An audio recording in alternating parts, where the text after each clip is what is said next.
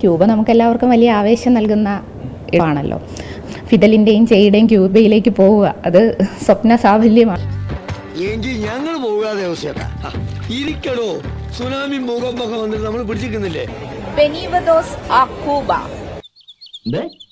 ബെനീവദോസ് ആ ക്യൂബ. ഇതിന്റെ അർത്ഥം മലയാളത്തിൽ എന്താന്ന് വെച്ചാ പറഞ്ഞത്? വെൽക്കം ടു ക്യൂബ എന്നാണ് ഇവിടെ എഴുതിയിരിക്കുന്നത്. Welcome to Ooty.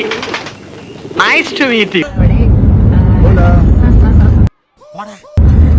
Ola means hello. ഓല ഓല ഓല. நீங்க ஒரு வட்டம் பறஞ்சினி நாங்க ക്ഷമിച്ചനി. ഈ 2 വട്ടം പറഞ്ഞി ഞങ്ങൾ ക്ഷമിച്ചനി. ഇനി പറഞ്ഞ ഓല ഓല ഓല ഓല ഓല ഓല ഓല. വീണ്ടും വിളിച്ചിനി. വാവ ഉൾപ്പെടെ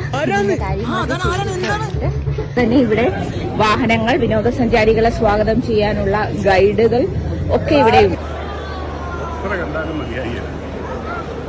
ഒരു മോള് പോലെയെല്ലാം നമുക്ക് തോന്നുന്ന നിലയിലേക്ക് എല്ലാ സൗകര്യങ്ങളും ഉള്ള ഒരു സംവിധാനം.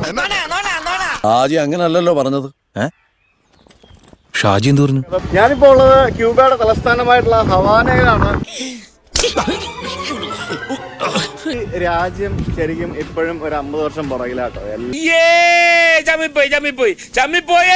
എല്ലാ കാര്യത്തിലും. ഇന്റർനെറ്റ് വരെ ഇപ്പോഴാണ് വന്നത്.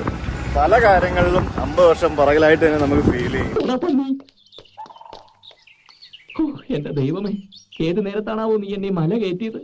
എനിക്ക് മനസ്സിലാക്കാൻ സാധിച്ചത് ടൂറിസ്റ്റുകൾക്ക് ഇവിടെ എല്ലാ സംഭവങ്ങളും കിട്ടും, പക്ഷെ ഇവിടുത്തെ നാട്ടുകാർക്ക് ഭയങ്കര കഷ്ടമാണെന്നാണ് എനിക്ക് പലരോടൊക്കെ സംസാരിച്ച് കഴിഞ്ഞപ്പോൾ മനസ്സിലായി. ആര് പറഞ്ഞു ഫീഡൽ കാസ്ട്രോ? മൂപ്പര് നിരന്തരമായി അമേരിക്കയുമായി സംഘർഷത്തിലായതുകൊണ്ട് അവിടെ സ്ഥിതിയൊക്കെ അല്പം മോശം.